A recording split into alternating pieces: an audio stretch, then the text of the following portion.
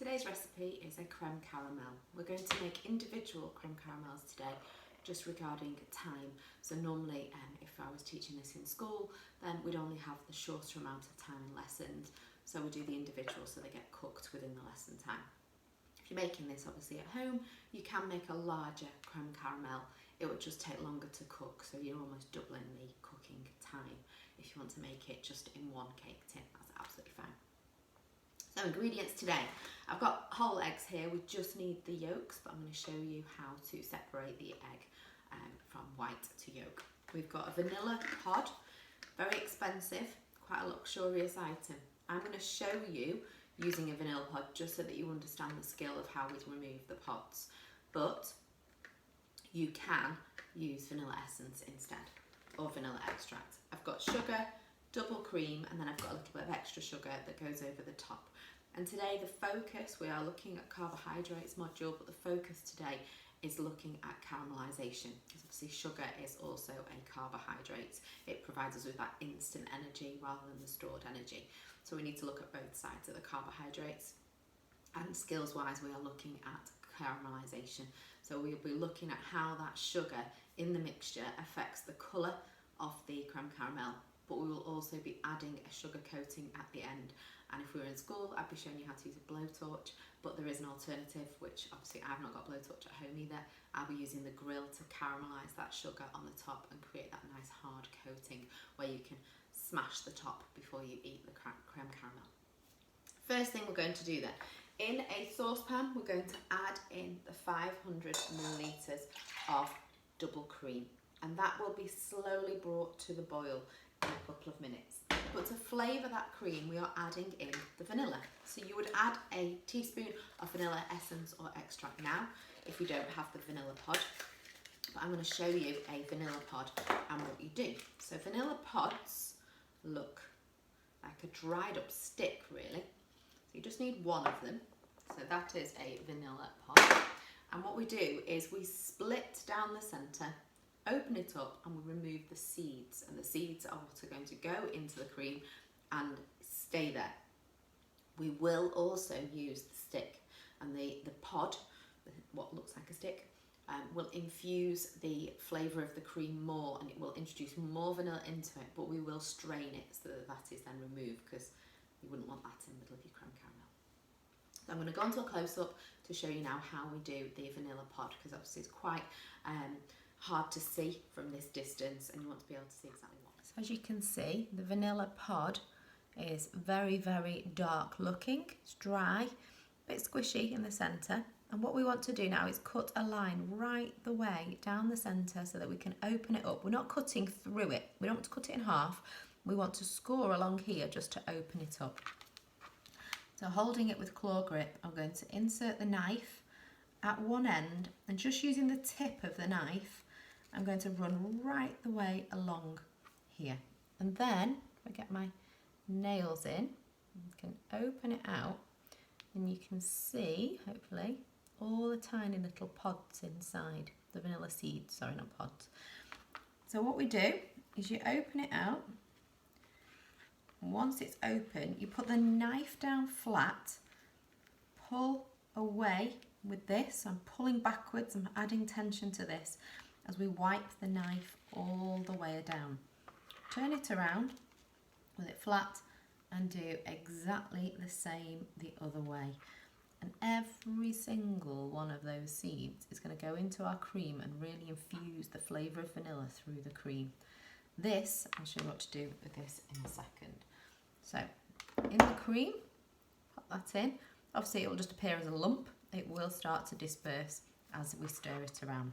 And with the vanilla pod, I'm just going to cut it into 4 or 5 pieces, like so, and add these in as well. And these will really, really deepen that flavour of vanilla. So with a spoon now, I'm going to stir that around. I've added those little pieces of the vanilla pod in, as well as all of the seeds, and I'm going to stir that all the way around to combine that. I would normally, bringing something to the boil and then simmering it, put it on a high heat of 6 and then down to a low heat of 2 to simmer. With it being cream and milk as well, you are better bringing it up to the boil slowly so that it doesn't catch on the bottom. So I'm putting it on 4, so that's the medium heat, I'm just going to allow that to start to come up to the boil without having to burn it, and it can just start to boil slowly, just giving it the occasional stir. I'm going to show you how to separate an egg now. We want to keep the yolk today, so I'm going to put the yolk into the larger bowl, which I will then be using for the recipe, and the whites into the jug. Egg whites can be frozen, so it's a really, really good thing to do, that if you've used an egg yolk, you freeze the egg white and then it can be used for meringues in the future if that's what a recipe that you want to do, or another recipe where just egg whites are done. If you're on a health kick, you could make an egg white omelette, so you're removing the yolk, which is the fat content, and you can make a healthier omelette, lower fat omelette. So when we are separating an egg, we can do it using the shell, or you can use your hands. It's completely up to you, so I'm going to show you both ways. So tapping on the side just to break it so that you can pop your thumbs in. Using the shell, what you want to do, instead of opening that way, you want to open and almost take it as though you're taking a lid off the egg. So I'm going to put my thumb in and I'm going to allow the egg white, I've just realised I'm doing it the wrong way around, egg white down, and then we are going to pour gently the egg yolk into here. Keep going until all that white is separated and you're just left with the yolk, which then we can add, in this case now, into the jug. So then put the yolk into here and egg white is in here. A little bit of shell there. So that's one way to do it. And the way that I prefer to do it, less shell, less hassle. Crack it inside, crack it on the side, again, start to take it off, and then literally allow the whole egg to fall through your hands. Let all of that egg white fall through, and you are left with the yolk, which you can then pop. As you may be able to see, the cream is now boiling, so I'm just going to turn that down to a number 2 and just allow that now to simmer just for 5 minutes whilst we prepare the other part of the creme caramel. I'm also going to preheat the oven at this time, so it's just ready to go in when we have completed them. So it's going on to gas mark 2 or 150, and we will be putting it onto the lowest shelf. So heat rises, so we want to put it on the lowest shelf so it's at the coolest point in the oven to allow that really slow bake. The thing with the creme caramel, yes, we are on the carbohydrates module, and today we're focusing on the process of caramelisation. But we're using eggs, which are a protein. So we've previously learnt about eggs, and hopefully the word coagulation and denaturing will mean something to you. And if they don't, that's something that you do need to review. But we are breaking these eggs down, and as soon as I start to whisk in a second, that is mechanical agitation, and that's introducing air bubbles, and that's one form of denaturing. I'm then going to cook these eggs. So by adding heat, we are denaturing them. But as we denature them with heat, we also coagulate them. And coagulation, if you remember from protein module, is looking at how those protein molecules set when heat is applied. So as they denature, those bonds start to change and break. The structure changes in a way that it can't be reversed, it can't go back. And then as it cooks, it coagulates and it starts to set. Overcoagulation is where they set and those bonds start to go, but as they squeeze more water out, they go tighter and tighter, and that's when we get that rubbery texture from eggs. I've talked in previous lessons about meat.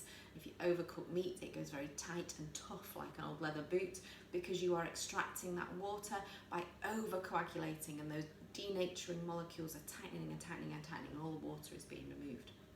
So this is a really good lesson for looking at interleaving and going back to our protein module, whilst we're also learning the carbohydrate term of caramelisation, sorry. So what we're going to do now is I'm just going to whisk up my egg yolks. So I've got 6 egg yolks, and I'm going to just whisk them just so that they start to look like a liquid and you can't see the formation of the yolk anymore. And then we're going to add in our 100 grams of sugar. I'm using golden caster sugar, but normal caster sugar is also fine. And that's going to add the sweetness to the product, and obviously the caramelisation, the browning of that sugar. So as the heat is applied, that sugar will start to brown and it will affect the colour of the product as well as the flavour. Now that I've got this mixture, all I need to do is wait for this cream to have simmered for 5 minutes, and we're going to turn up the heat get it back to a boil, remove it from the heat and add it into the eggs. We would never go like this and add the eggs into there, because that heat is so intense because of it being on the heat on the cooker, it would scramble the eggs. So we want the eggs to start to thicken, we want them to start to coagulate, but to do it in a more controlled way so that we don't scramble them. We want to be adding it slowly and stirring all the time. Whilst we just wait for that with the 5 minutes, another thing to prepare is what we call a bain-marie, and this is just going to get it a little bit more of an even cook with it being at a low heat. So just any deep-sided baking tin, roasting tin, and we pop, once we've filled our ramekins, or if you've got a larger cake tin and you're doing a big creme caramel, once we've filled these, and we don't fill them completely to the top, we've got to allow for a little bit of rise. We pop them in, and then I'm going to fill around them with hot water, and that will just create an extra bit of steam within the oven because of the water, but that direct heat from very early on onto the ramekin as well to help with the cooking process. So I'll come back to you when this has been done for 5 minutes, show you how to combine, pop them in the ramekins, and we'll put them in the oven. They take about 30 to 35 minutes or until it's set, but with a wobble, a little bit like jelly. It has come back up to the boil after simmering for 5 minutes. We're going to very slowly whisk it into here. Now, this is where you may need a little bit of adult help. My bowl is a glass bowl, so it's quite heavy, so it will stay still as I'm whisking. What you may find is as you whisk, your bowl spins. So it could be that you get an adult to pour this into here for you and you do the whisking, or the other way around. But just be careful either way, because this is obviously very, very hot and could scald you. So you're just going to add it in gradually. So I don't want to pour the lot in. That's too much heat direct on those eggs. They will coagulate too quickly and form scrambled eggs. So it's just a constant drip, stirring round. And this is essentially how we make custard as well. But we're going to then set these in the oven so it's a slightly thicker mix. So keep pouring gently. The bits of the vanilla pod will fall through. You'll notice I've got the sieve here, so we will sieve the mixture before it goes into the ramekins. So keep stirring, mixing all the way until all of the cream has gone into the egg mixture. And once that happens, we just want to see, it should go a little bit thicker. It shouldn't be watery consistency. It won't be thick like custard, but you'll just see the texture of it will change ever so slightly as those eggs start to coagulate with the heat that's been applied. Egg yolk starts to coagulate around 65 to 70 degrees. So if you're adding boiling milk or cream to it, it's going to thicken. But obviously there's a lot of cream in there, so we won't see a huge difference without oven heat being applied. So I'm nearly done now, nearly got all of that in, whisking it in, get the last bits, making sure that you get all of those vanilla seeds in, so they are all of the flavour. So add that all in, it will foam slightly, we're adding air bubbles in obviously, that mechanical agitation from the denaturing, and stirring around and just allow that a couple of minutes just to start to go thick. And then we are going to sieve it into a jug so that it makes it easier to pour into the small ramekins. If you try and pour from a bowl, you're going to make a bit of a mess. So whisking this around, this has gone nice and thick now. As I said, not thick as in custard thick, but the texture has changed. So I'm going to very, very carefully, make sure I've got this well balanced, doing this on my own. This is a game where you might want some adult help. Pouring it through the sieve into the jug, and all that's going to do is just catch those vanilla pods so that we don't end up with those going into our ramekin. All the vanilla pods are at the bottom. I stop there just because I've done it, but all my vanilla pods are still in the bowl. Pop that through, and then this here we're now going to pour into each of these ramekins. And as I said before, do not fill them completely. We want to go to about 3/4 full so that we've got that allowance for rising. So right away up to about 3/4 and then move on to the next one before we pop the hot water around them to create that bain-marie to really help with the steam in the oven and also with the cooking process of these eggs.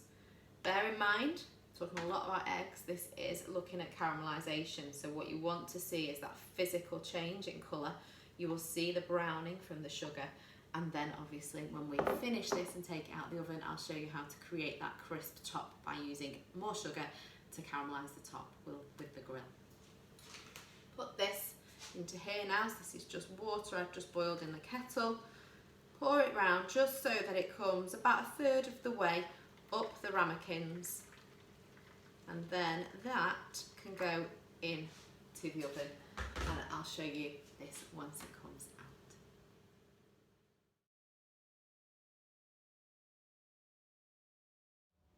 Now that the creme caramel have set, they've got a very slight wobble to them. I'm going to now show you what we do with regards to transferring them into the grill and caramelising the top. So I've put my oven gloves back on. I'm just going to transfer them to a different baking tray. The water and the bain-marie is no longer required.